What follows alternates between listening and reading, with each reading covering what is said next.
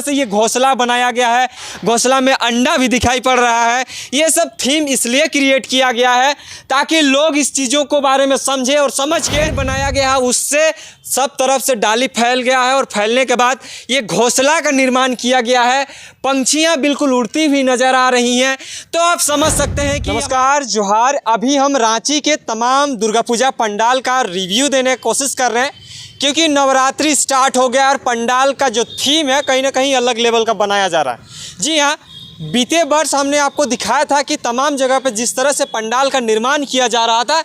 वो तो कोरोना के चलते जिस तरह से उतना भी अच्छा डेकोरेशन नहीं किया गया था, लेकिन इस वर्ष कुछ अलग ही लेवल का तमाम जगह पे रांची के जितना भी दुर्गा पूजा पंडाल है उसका कुछ अलग नज़रिया देने का कोशिश किया जा रहा है। जी हाँ, ये अभी हम पिस्का मोड़ के दुर्गा पूजा पंडाल में है और यहाँ पे इस चीज़ को पूरी तरह से बखूबी से दिखाने का कोशिश किया गया है, क्योंकि आज के दिन में जिस तरह से इन्वायरमेंट में जिस तरह से क्षति आ रही है, उसके चलते तमाम जगह पे लोगों को वो चीज़ देखने को नहीं मिलता जो नेचुरल जो चीज़ है, जैसे कि पक्षी वगैरह का घोंसला, ये सब किस तरह से वो जनन प्रक्रिया वगैरह करते हैं, उस सब चीज़ों का लिए लोगों को सोचना पड़ता है। अगर आप कहीं बगीचा में जाते हैं तो बस उसका आवाज़ सुनाई देता है, लेकिन और कुछ आपको सुनाई नहीं देता, दिखाई नहीं देता है। लेकिन इस पूजा पंडाल के माध्यम से लोगों तक ये चीज़ पहुँचाने का कोशिश किया जा रहा है कि आखिर आज के इस युग में भी जिस तरह से पर्यावरण का क्षति के कारण हमारे तमाम जो चिड़िया हो, जितने भी ऐसे जीव जंतु हैं, उस सब का क्षति होते जा रहा है।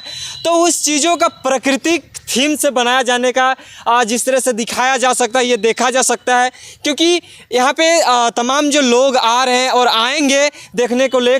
के लिए, वो कहीं ना कहीं ये नज़र में आए कि जिस तरह से पर्यावरण का क्षति के कारण किस तरह से हमारे पर्यावरण में दूषित हवा पानी की वजह से जो चीज़ भी आते हैं वो नुकसानदायक होने के कारण ये चीज़ हमें देखने को नहीं मिलता है। लेकिन इस पूजा पंडाल के माध्यम से तमाम लोगों को ये डेडिकेट करना चाह रहे हैं, ये जो पंडाल के माध्यम से किस तरह से पक्षियाँ जिस तरह से ऊपर में उड़ती हुई नज़र आ रही हैं, यानी कि ये बहुत ही कम देखने को मिलता है आज के युग में। क्यों? इसका कारण बहुत ही सामान्य है, क्योंकि झारखंड हो या भारत हो या विदेश हो, सब जगह पे फैक्ट्री आने के बाद इस तरह का जो भी चीज़ हो रही है वो चीज़ में कमियां आई हैं और प्राकृतिक क्षतियों के कारण ये सब जो चिड़िया चुनमुना अपना आवाज़ जो है वो देखने नहीं पाते हैं। जिस तरह से ये घोंसला बनाया गया है, घोंसला में अंडा भी दिखाई पड़ रहा है, ये सब थीम इसलिए क्रिएट किया गया है ताकि लोग इस चीज़ों को बारे में समझें और समझ के पहले का युग में, यानी पहले के काल में किस तरह से जो चिड़िया का आवाज़ आता था वो उससे पता चलता था कि सवेरे हुआ है कि क्या हुआ है। लेकिन आज के युग में, आज के इस जनरेशन में इस तरह का कुछ भी दिखाई नहीं पड़ रहा है या ना कुछ सुनाई पड़ रहा है। इसीलिए तमाम जो लोग हैं रांचीवासी के लिए, तमाम झारखंड वासी के लिए ये चीज़ लोगों के बीच लाने का प्रयास किया गया है, ताकि पेड़ के बीच ये ज़रूर से ये पेड़ को बनाया गया है। जिस तरह से पेड़ का डाली सब तरफ फैला हुआ है, फैलने के बाद डालियों में जिस तरह से पेड़ पंछियाँ जो हैं वो अपने घोंसला का निर्माण करती है। निर्माण करने के बाद यहाँ पे जनन प्रक्रिया जो होती है उसको दिखाने का प्रयास किया गया है। तो तमाम चीज़ों को, ये नेचुरल चीज़ों से इस चीज़ को दिखाने का प्रयास किया गया है और इससे ये पता चल रहा है कि लोग सोच रहे हैं कि जिस तरह से तमाम चीज़ों का जानकारी तमाम लोग ये देने का कोशिश कर रहे हैं, लेकिन कहीं ना कहीं आज के युग में, आज के डेट में ये चीज़ जो घटता हुआ जा रहा है पर्यावरण का क्षति के कारण, वो उस लेवल तक ना जाए और लोगों को ये एक मैसेज जाए कि आखिरकार अगर हमारे समाज में हो, या झारखंड हो या विदेश हो या बाहर हो, कहीं भी हो, अगर ये सब चीज़ों की कमी हो जाती है तो कितना ज़्यादा हमारे समाज में नुकसान पहुंचने वाला है, हमारे पर्यावरण में किस तरह से नुकसान होने वाला है। आप एक बार इस घोंसला को एक बार देखने की कोशिश करिए। अगर रांची में रहते हैं तो घोंसला शायद ही आप कहीं देखे होंगे, लेकिन ये घोंसला अगर उस टाइम पे आप अगर बीते 50 साल पहले अगर जाएंगे तो तमाम जगह पे पेड़ जब जितने पेड़ होते थे उसमें उतना ज़्यादा पंछियाँ की आवाज़ सुनाई देती थी, पंछियों की चहचहाहट जो होती है वो सुनाई देती थी, मधुर जो आवाज़ हमें कानों तक मिलता है, लेकिन वो आज सुनाई नहीं दे रहा है। इसके कारण बिल्कुल ही वही है कि जिस तरह से पर्यावरण का क्षति हो रहा है, क्षति होने के बाद आज कहीं ना कहीं जो चिड़िया पंछी ये सब की कमियां हो रही है। एक बार आप पेड़ को दिखने का कोशिश करिए। इसका थीम जो क्रिएट किया गया है ये बिल्कुल ही एक